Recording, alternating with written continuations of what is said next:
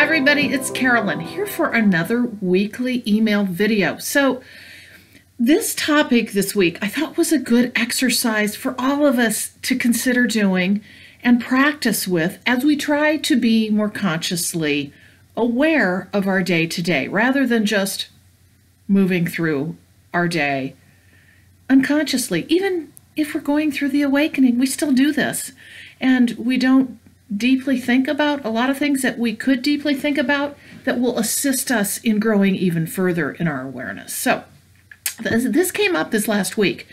I was cooking and I was making vegetarian enchiladas, which I should really share the recipe because it's amazing. And anyway, I was using a variety of ingredients, and suddenly as I'm just kind of meditatively chopping them up, because there were a lot of different vegetables involved, and I'm going to share some of these here in a second for a purpose, I got thinking, wow, what if we all just really thought about everybody that participated in the creation of the one dish that I'm making right now?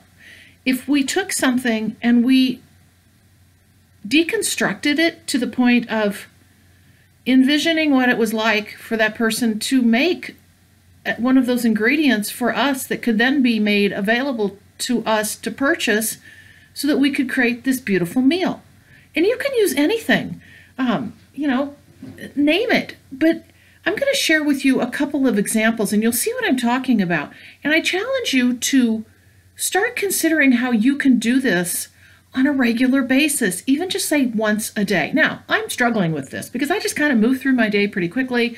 And the times I guess I would say super consciously aware is when I'm doing my work through my Purple Rain Healing business and meditating. And then I try to do that while I'm gardening, but I'm going to tell you, we all know it's hard, right? Because we just keep moving through our day, even though we're on this awakening journey.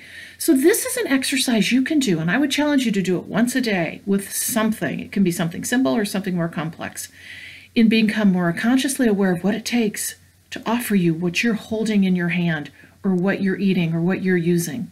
So I'm going to use my vegetarian enchiladas as an example. The ingredients for mine were sweet potatoes, cauliflower, sprouts, tortillas, and peppers, and then some salsa and cheese. So I got thinking about this as I was chopping up this sweet potato. I bought it's like a Japanese sweet potato. And it's actually is grown in the US. I buy most of my food at my local co-op. So a lot of it is locally or organically sourced from smaller farms. And honestly, you can really get down to the detail of this if you know where it comes from. You can consider where it comes from and really see that local effort being put into place. So a lot of what I buy is I try to locally source, okay? So in this case, and not that you have to have this in order to do this exercise, the sprouts are the perfect example. I know that they are grown locally, and I know of the people that do it, but I know it's a small family. And I got thinking about, oh my gosh, what does it take to create those sprouts? They have to get their growing conditions proper. They have to have the place to grow them. They have to have the lighting. They have to have the seeds. They have to care for them. They have to have the dirt to plant them in individually, one by one, just so I can have one sprout.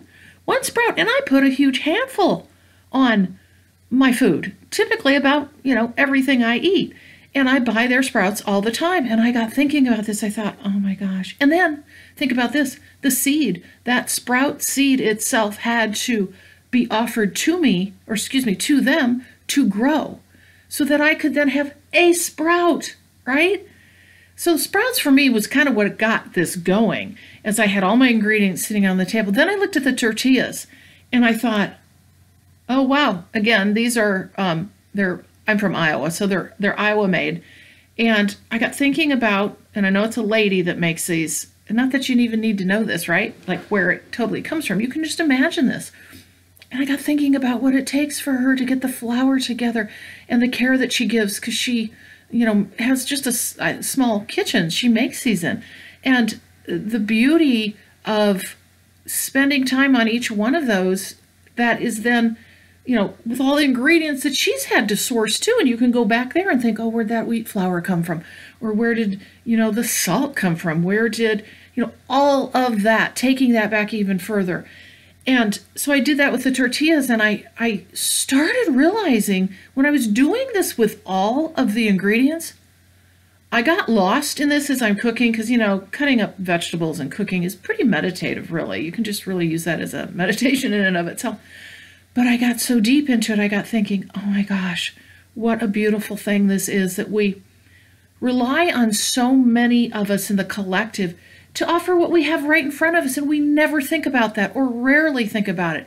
And this is an exercise that just took me so deep, and I thought, I had such gratitude for the meal that I was cooking. And, I can go through that with all my ingredients, right? Well, I did that with my tea. I was making tea the other day, and I buy this, again, I'm real focused on buying, properly grown as best possible and fair trade as best possible. So I got thinking about this on small farms, right? The small tea growers that this came from overseas, and that this was sourced, and how it had to travel, and the people that had to pick the tea leaves.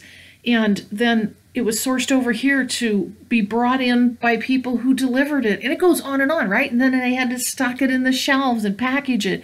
And the care that it took for that beautiful cup of tea to reach me. And then we don't even talk about the tea that gave itself, right? The plant that gave itself for us. And then you can even go deeper than that, like just I did with my vegetables.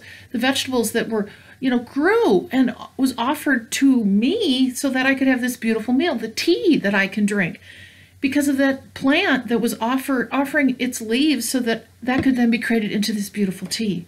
So it goes on and on and on. And I'm going to tell you right now, it will change your perspective, and it will help you find in your busy day, as you sit there and wish you could just float away in all of your awakening goodness, but still have to live in the 3D, right?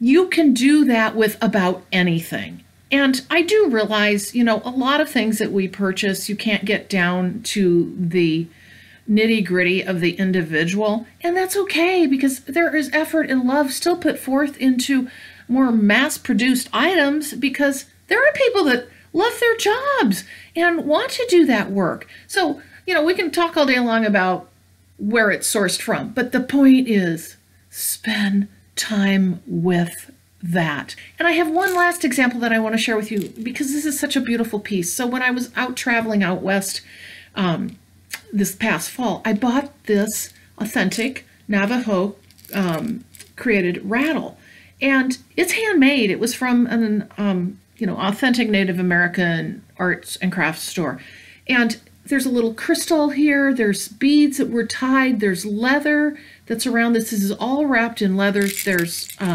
seeds inside of this. There's a beautiful feather. So I got thinking about this.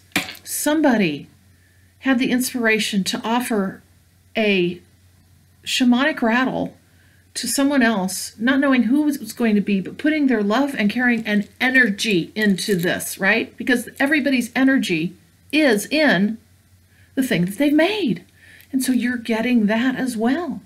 And so this beautiful handcrafted piece is now a part of the work that I do. But I got thinking about this, the stitching that it takes, all the leather that goes into it, the cutting of those little strips, the finding of the little feathers and the crystals, and then creating that for someone else to use. And it has been a powerful part of my journey. So I know you can find something every day to do this with and become more truly consciously aware of all the things around us that make us a part of this bigger collective that sometimes we can think we're so isolated in, and we're not. We're not. Everything around us, somebody else put time and attention, love and care into, so that we're actually able to then have it in our lives. So this is a little practice that you can take on for yourself, see how it works for you, and I would love to know your journey. Thank you so much for joining me this week, and I'll see you in next week's video.